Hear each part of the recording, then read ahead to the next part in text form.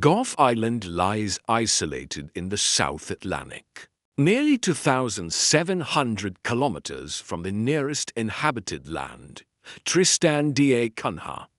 Its terrain is volcanic, rising sharply from the ocean with cliffs that plunge into turbulent waters.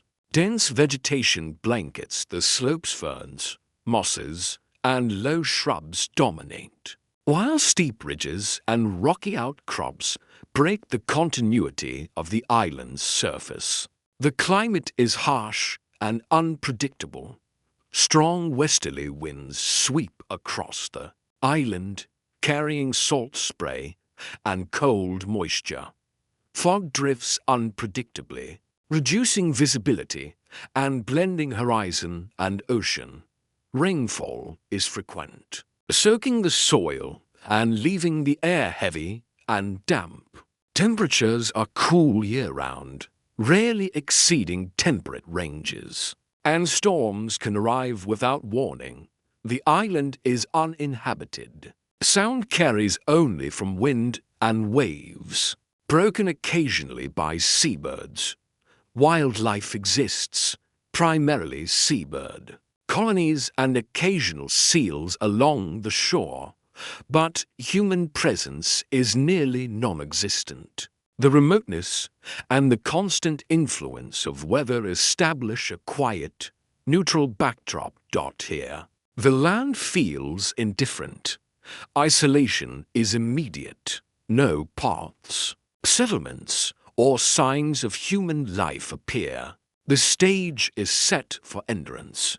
Survival will depend on careful attention to environment, adaptation, and patience against a relentless, unyielding landscape.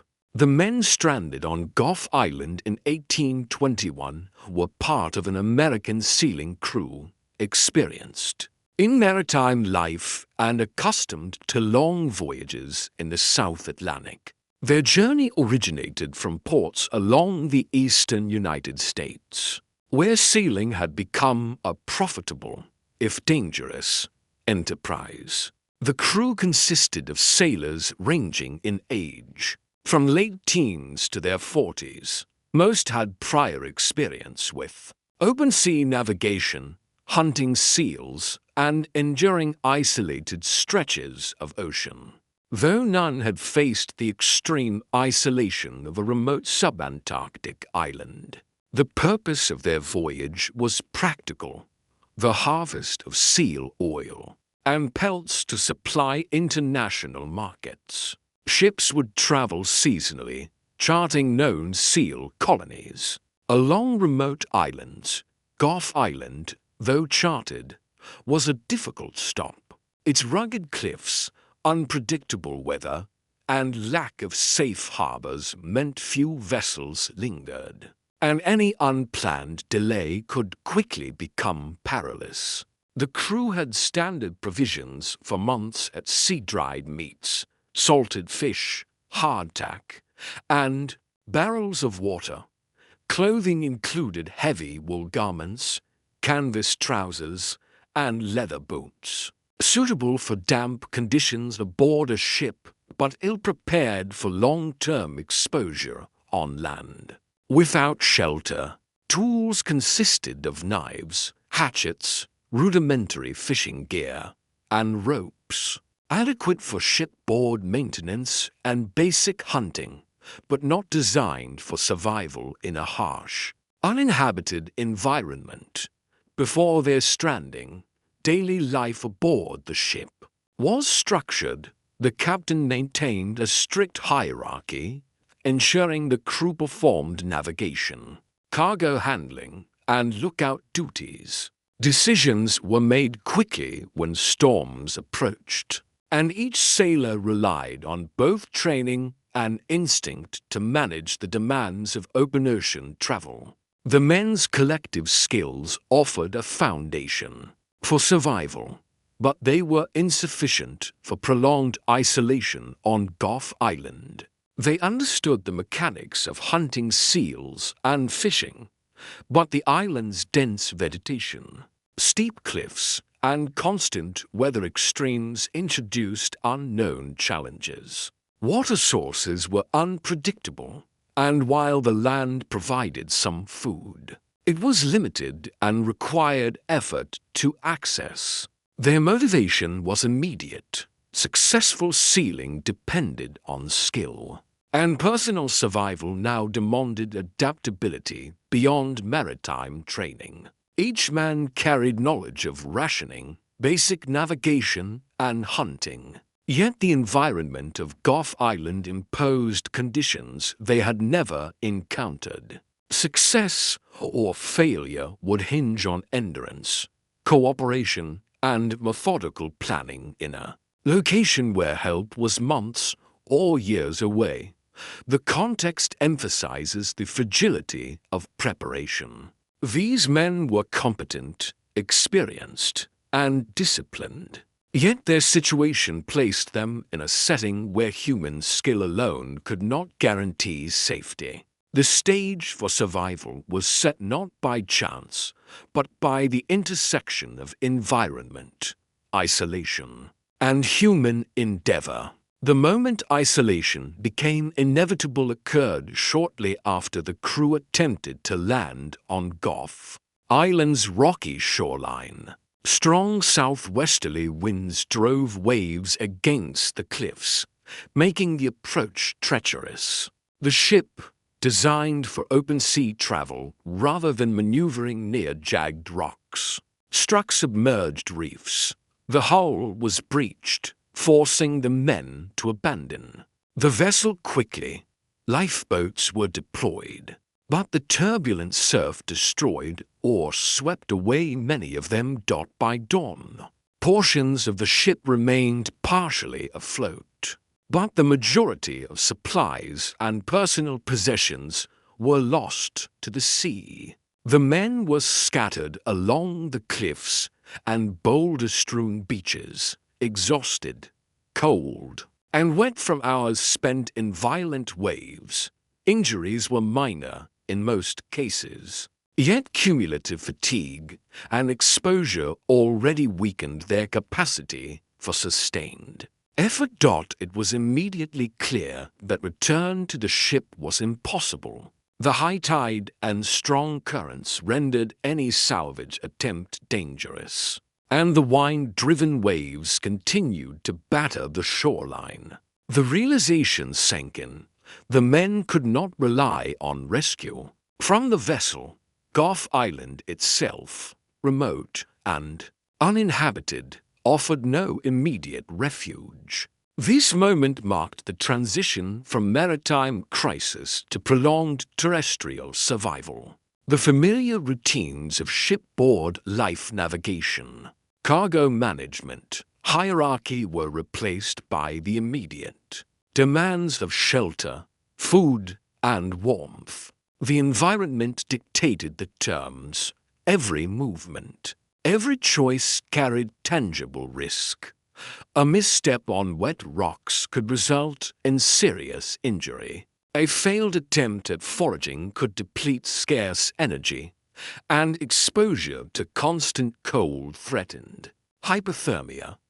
The men now faced the first day of a long, unbroken period of isolation. The point of no return was both physical and psychological. They were no longer voyagers at sea, but survivors on an unforgiving island, entirely dependent on one another and their ability to adapt to conditions that would test endurance for months.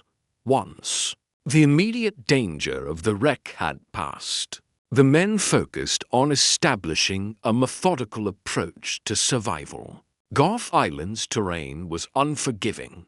Sheer cliffs, jagged rocks, and uneven beaches framed by the southern Atlantic's icy waters left no margin for error. Vegetation was limited to hardy grasses, and low shrubs and small freshwater streams were sporadic and often muddy. The wind was constant, a cold, penetrating force that could chill a soaked man within minutes. Shelter was the first priority, The men scavenged what remained from the wreck: fragments of timber, portions of canvas, ropes, and barrels. Lintos were constructed along natural windbreaks formed by rocks and cliff faces. Canvas was draped over logs to create rudimentary roofs, secured with stones and lashings. Fire was carefully maintained using driftwood and dried plant material, providing warmth, a means to cook, and a measure of psychological comfort. Smoke was minimal to avoid detection by seabirds, but sufficient to signal their presence if a ship passed nearby. Food sources was scarce. Initial supplies salvaged from the wreck's altered meat, ship's biscuits, and limited dried goods were rationed strictly. Foraging supplemented these stores, though the options were few. The men collected seabird eggs, occasionally caught seabirds using makeshift snares, and harvested shellfish from tidal pools. These activities were distributed according to ability. Stronger men climbed cliffs to gather eggs, while others managed fires or scouted shoreline resources. Every calorie consumed was carefully measured, with daily allowances calculated to stretch the limited provisions. Water collection required ingenuity. Streams were unreliable, often polluted with sediment or barely flowing.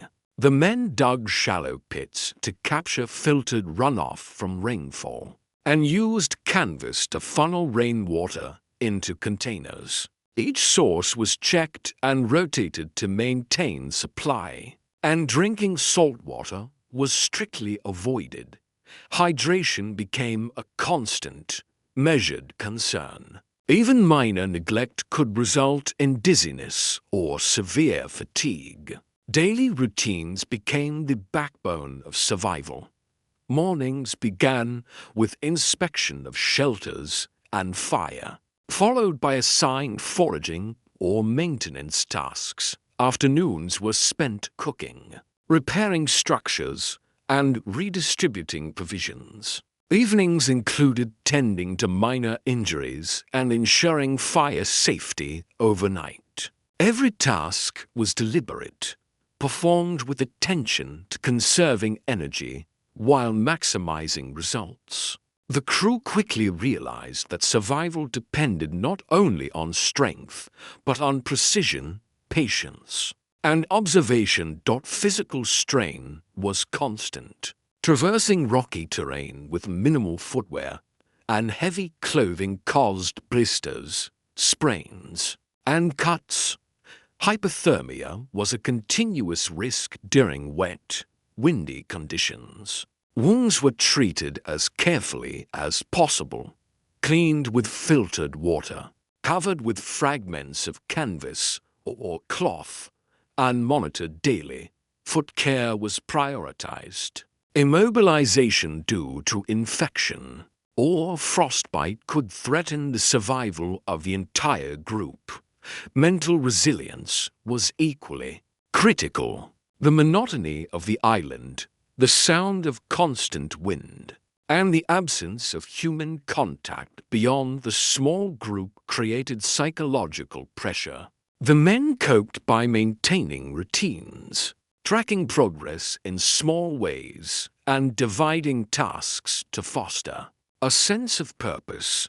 They observed the environment, bird patterns, tidal movements, and weather cues to anticipate changes, providing both practical guidance and structure. Over time, the men refined survival techniques. Shelters were reinforced against gusts. Firewood was prepped and stored for storms, and food collection zones were mapped and rotated. They established signaling areas in case of passing ships. Though sightings were infrequent, movement was measured to conserve energy, with careful attention to avoid accidents. Incremental improvements created a rhythm of life where chaos had once dominated. Even with these adaptations, danger was omnipresent. Storms occasionally inundated low shelters, forcing the men to relocate or rebuild hastily. High winds tore at canvas roofs, while sudden cold snaps threatened hypothermia despite fire and layered clothing. Injuries compounded slowly, with minor scrapes and blisters becoming serious if neglected. The men's bodies weakened under limited nutrition, and energy was rationed to essential tasks. Cooperation remained the key to endurance. Tasks were allocated based on skill and physical ability, with leadership roles rotating as circumstances demanded. Decisions were grounded in observation, experience, and consensus, reflecting a recognition that survival relied on the collective effort rather than individual heroics. The men maintained informal rules for rationing, rotation of duties, and risk management. Contingency planning was essential.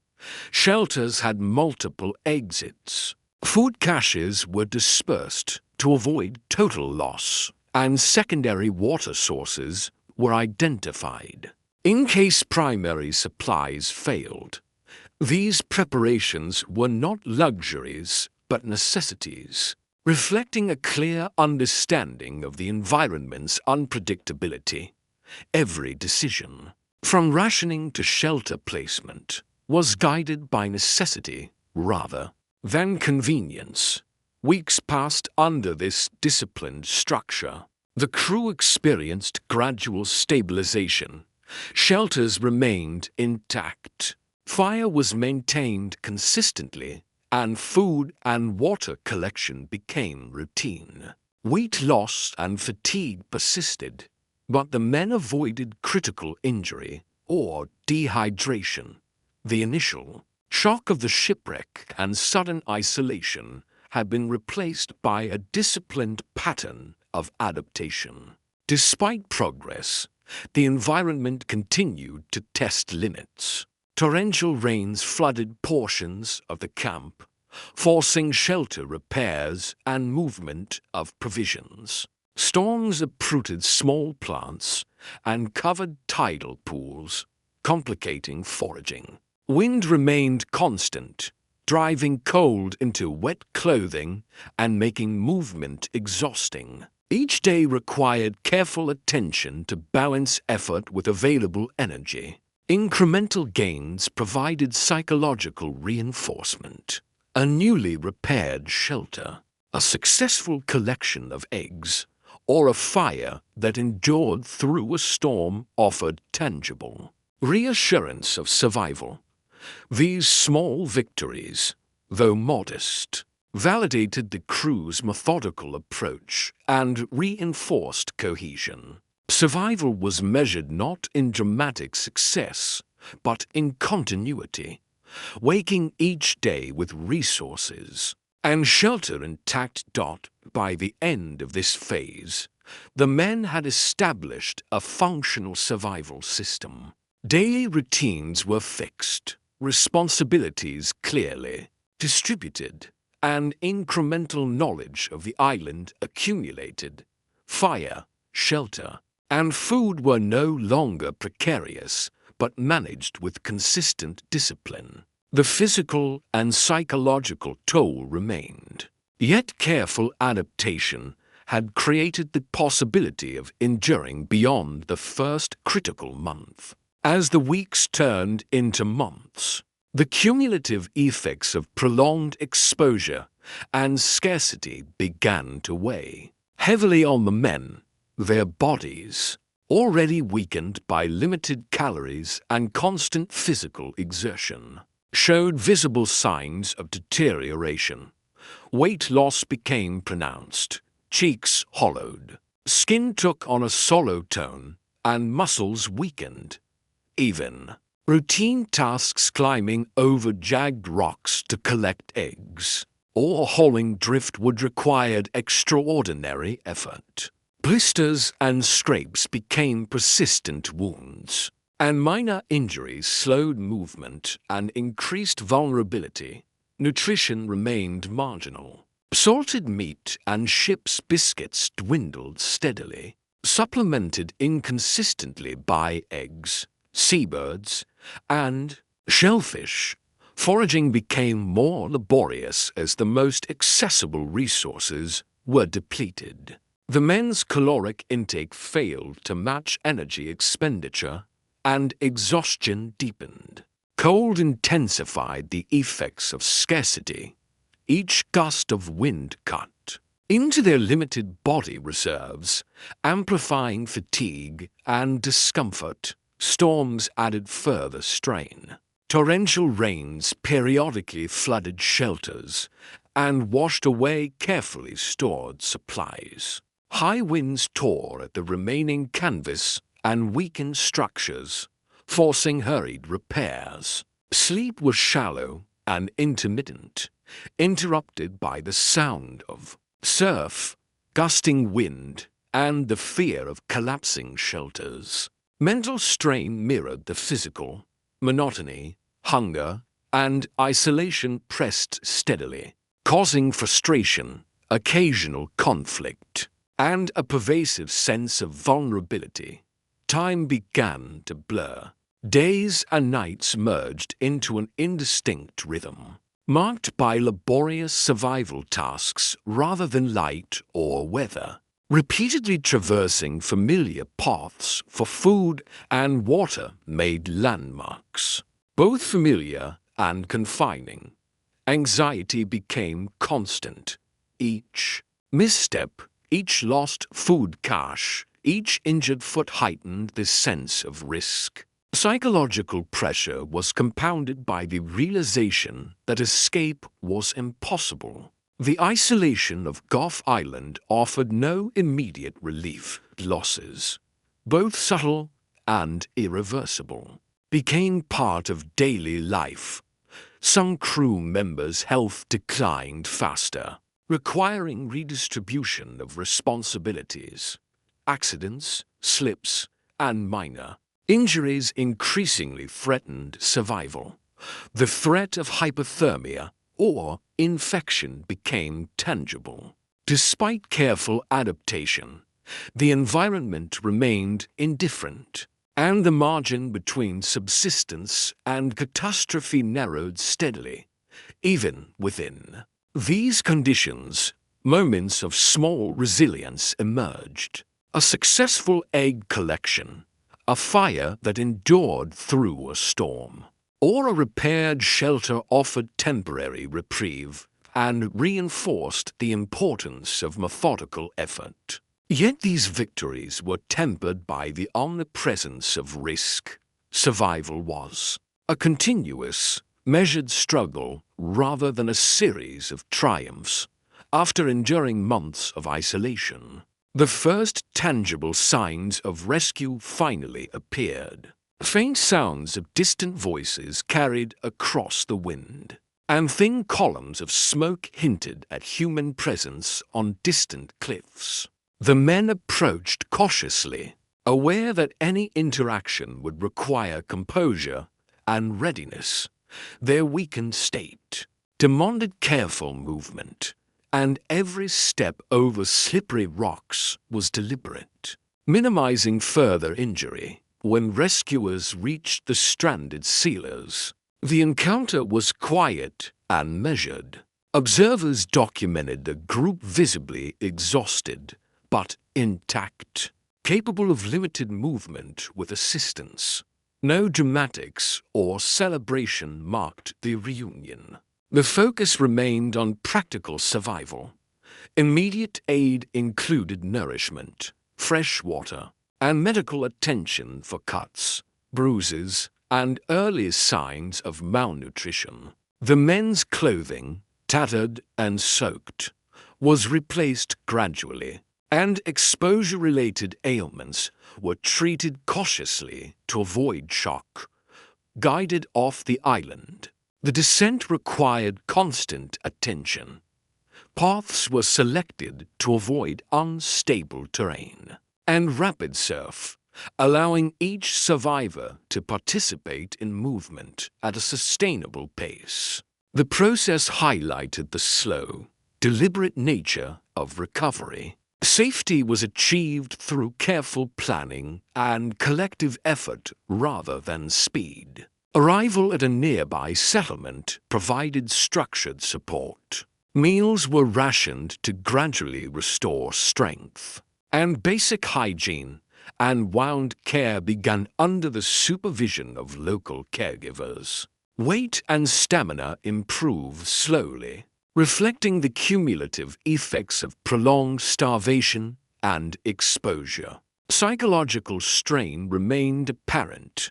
The men were subdued, aware of their narrow escape from extended deprivation, yet the severity of the ordeal was absorbed quietly rather than expressed dramatically. The rescue underscored the critical role of methodical adaptation and resilience in extreme conditions. Survival was not sudden or heroic, but the result of sustained discipline, observation, and cooperation. The men's endurance through months of exposure on Gough Island provided a testament to human capacity to withstand prolonged isolation and scarcity. The ordeal on Gough Island left a lasting imprint on both the survivors and historical record. Months of isolation, starvation, and exposure revealed the limits and strengths of human endurance.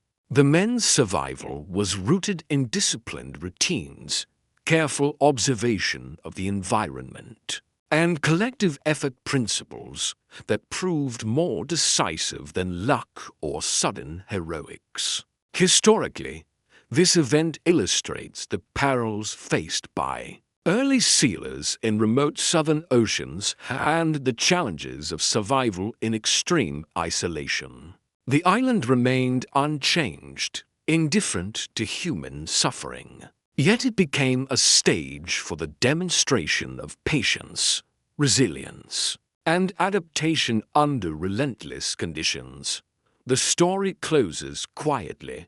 The survivors returned to civilization, carrying the physical and psychological scars of their months on the island.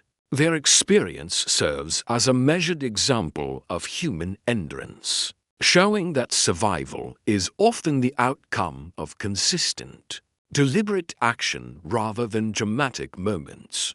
Gough Island remains a remote testament to the unforgiving power of nature.